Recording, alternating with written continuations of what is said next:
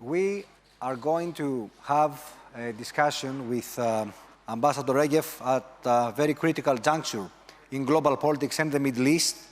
He is the chair of the Abba Eban Institute for Diplomacy and Foreign Relations at Reichman University, and he has served as the Prime Minister's Senior Advisor for Foreign Affairs and International Communications. He was Ambassador of Israel to the United Kingdom, and he was also the international spokesperson for the Prime Minister's office between 2007 to 2016. So, welcome. Can you hear me? I can hear you fine, and thank you for having me, sir. Great. So, 6 months into the operation in Gaza, do you consider it successful? And in what ways do you think that it might have failed? And also, what will be the fate of the hostages? So you ask me, correctly, you ask me a whole series of questions. Let's start with the hostages. We got 110 out in November in a deal that was brokered through the United States, Egypt, and Qatar. As you know, there is now talk of the possibility of another deal to get hostages out. I hope it's possible. I know the people of Israel want it. I'm sure the people of Gaza want it too. Ultimately, they know that that's the only way to get a ceasefire. And I think it all depends, unfortunately, on one person who's very unpredictable. And that is the leader of Hamas in Gaza, Sinwar. And it's very difficult sometimes to understand his calculations. It's true that Hamas's foreign representatives, their leadership in Doha, Qatar, is theoretically playing a role, but I think everyone in Israel understands, and it's the truth, that real decisions are only made by Sinwar. And we have to wait to see what this man wants. Does he want a deal? If he does, there'll be a prisoner release and there'll be a corresponding ceasefire, a cessation of operations, as we had in November. But once again, I can't tell you if I'm optimistic or pessimistic. I hope for the families of the hostages that it will happen, yes. I hope for everyone it'll be good if it could happen. But we have to see if Sinwar really does want such a deal. I mean, ultimately, we know what he orchestrated on October 7th. We saw the sort of violence that he was capable of, the horrific violence, inhumane violence. And because we're at the Delphi Forum and we can speak a bit philosophically, I mean, history has known a lot of terrible actors. The 20th century knew Adolf Hitler and Joseph Stalin, both terrible actors. But they had one thing in common, in that though they murdered millions of people, for the most part, they tried to hide their crimes. There's even a famous speech by Heinrich Himmler, the leader of the SS, where he tells SS officers that in killing the Jews, in murdering millions of Jews, that they are saving Europe. Yes, they're doing a wonderful thing. But he said, we can never talk about it. It has to be a secret.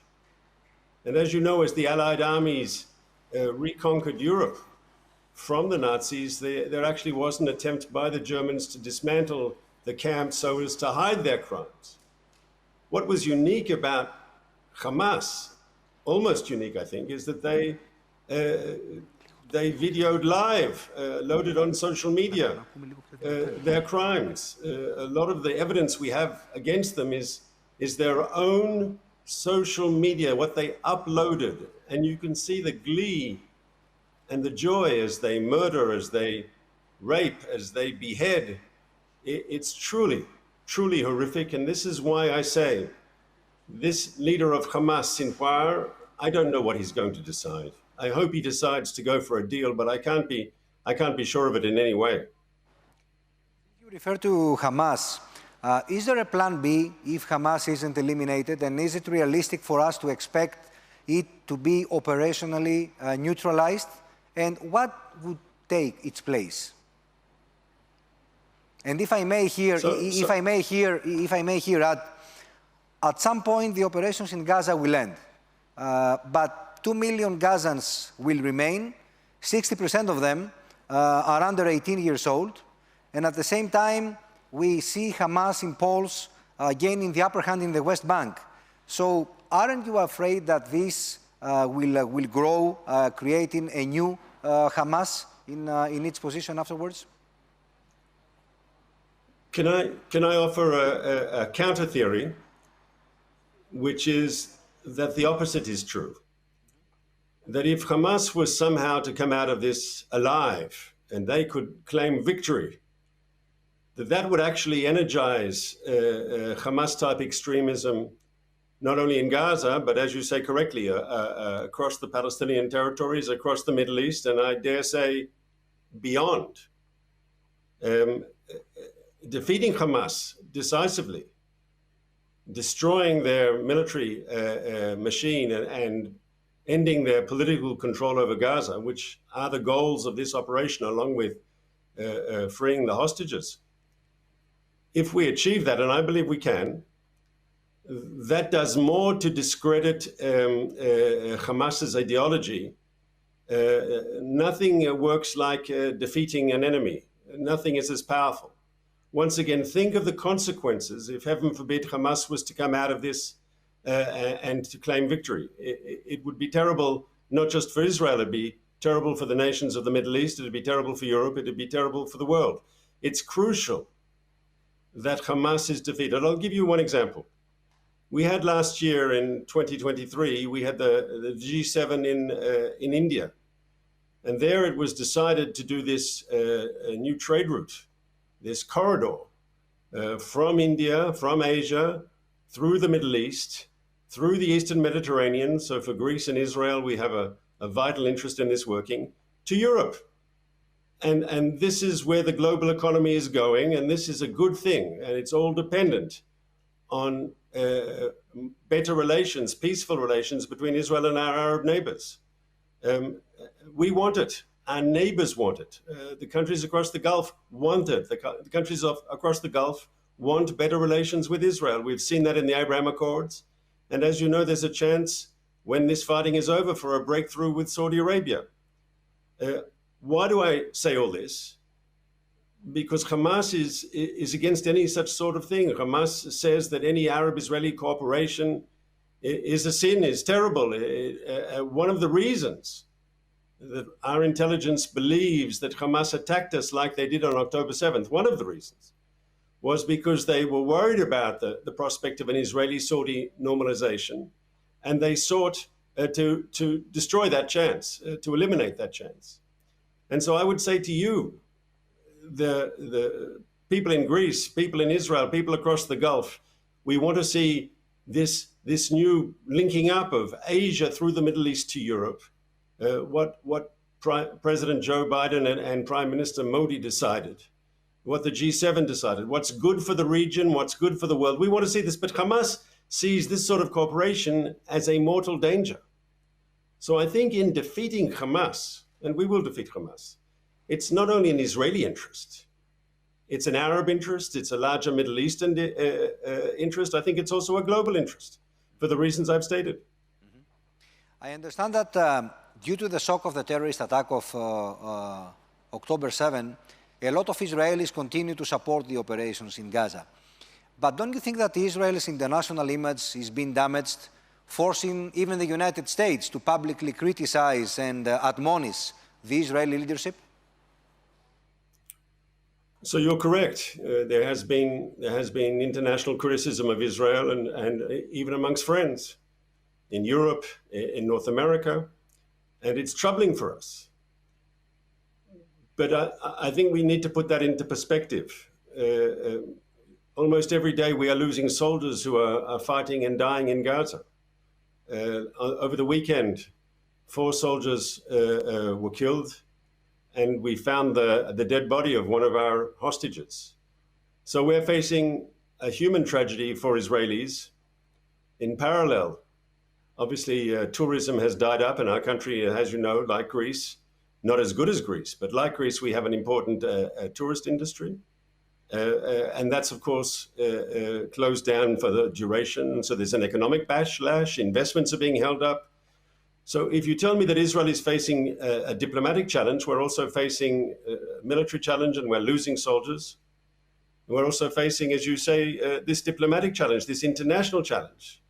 And so it's a difficult time for Israel. And the diplomatic challenge is one of many challenges that we're facing. This is a war that we didn't want. This is a war that we didn't initiate, but this is ultimately a war that we have to win. And winning the war is more important, I think, than anything else. And I would say this: what would Israel's fate be if we don't win the war?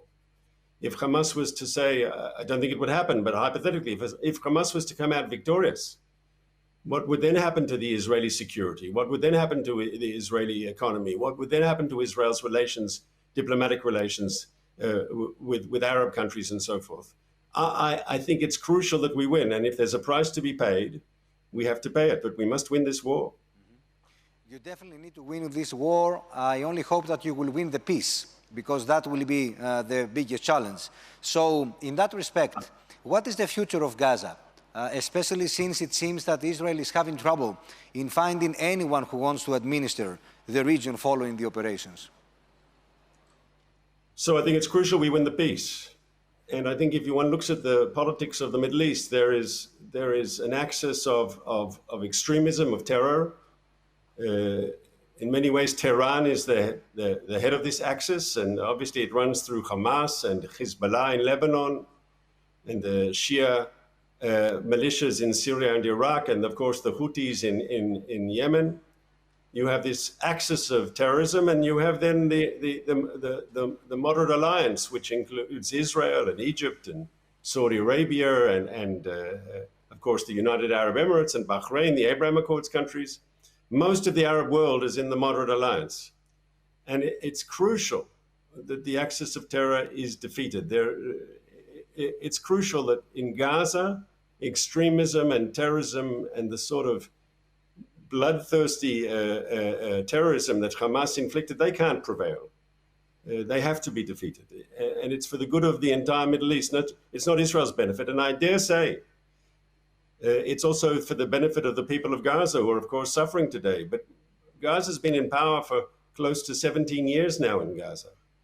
Hamas has been in power for 17 years. And what have they brought the people of Gaza in their 17 years of rule? Hardship, bloodshed, poverty, misery.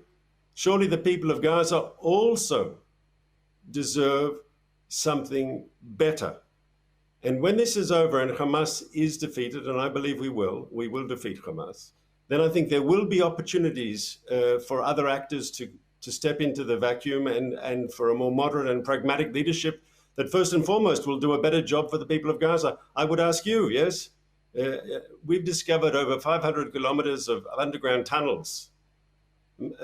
That's cement, that's construction that should have been building hospitals and houses for the people of Gaza, but Hamas had no interest in helping develop Gaza. Hamas wanted to build its military machine for October 7th. And so surely the people of Gaza too will be better off without this terrible Hamas regime. You refer to Iran. So correct me if I'm wrong, but my understanding was that neither Iran nor Israel wanted escalation. But following the recent attack on the Iranian consulate in Damascus, has this changed? Is Israel determined to move towards a more direct conflict with Iran and its proxies? So Israel is acting against those who attack us. And as you know, Hamas is an Iranian proxy. Mm-hmm. As you know, Hezbollah is an Iranian proxy. As you know, there is inside Syria. I mean, without Iranian support, Mr. Assad, President Assad, would not be the president of Syria. We know that. He only came out on top of the civil war because of Iranian and Russian support. We know this. And so Iran has an infrastructure inside Syria, which is a threat to Israel. And we are acting against this threat. I would remind you, and I'm old enough to remember, there was a time when Israel and Iran had a very good relationship. Before the Islamic Revolution, before Ayatollah Khomeini took over the country. There's no inherent conflict between the Israeli people and the Iranian people. On the contrary, I know in the past we cooperated closely on many, many issues. We had good relations. I remember as a child flying from Tehran to Tel Aviv on an El Al flight. It was then business as usual. The trouble is the extreme nature of the regime, which says openly, my country has no right to exist, not in any borders. And it's not just words, as we said before. They are funding and arming and training militias and terror groups. And they're more than terror groups, because when one thinks about groups like Hamas and Hezbollah, they're not terror groups. They are also terror groups, but they control countries. Yes, Hamas controls Gaza, and Hezbollah in many ways has de facto control over much of Lebanon. Hezbollah is stronger than the Lebanese army. Everyone knows that. And so in defeating Hamas, we will be inflicting a heavy blow on Iran's axis of terror. And that's important. And that's good for the West. Well, my last question, since we have 2.5 minutes to you, is whether you are in favor of the founding of a Palestinian state, or do you think the future of Palestinians lies outside Israel? It's an interesting question, and it's clear that Israelis and Palestinians have to learn to live together. Yes, we're not going anywhere, and they're not going anywhere. And we have to talk about peace. But peace can only be achieved if you defeat the enemies of peace. And I would remind people in Greece and in Europe, the first violent wave of Hamas terrorism happened actually in the years of the Oslo Accords. Then we had a situation where Hamas was sending people into supermarkets to blow themselves up and kill innocent shoppers, and sending suicide bombers on buses to kill all the people on the bus, or into coffee shops, into pizza restaurants, and so forth. Then we were told that Hamas is murdering Israeli civilians because it is against peace and reconciliation. Today, when Hamas kills Israelis, we are told they're doing so because there is no peace process, that the peace process is stuck. Are they both right? I think so. Hamas kills Israelis because that's who they are. They are a bloodthirsty extremist organization. And we have to defeat them. And I think in defeating them, we'll be creating oxygen, we'll be creating space for more moderate voices to fill the vacuum. I feel that very strongly. Now, I want you to know, on the issue of a Palestinian state today, even the leader of the opposition in Israel, who is on record as supporting a two-state solution, a Palestinian state, he has said it's not the right time to talk about it. This will be seen as a prize, as a present for October 7th. No. I believe the focus today in peacemaking should be with the region. We had the Abraham Accords with Morocco, the Emirates, Bahrain.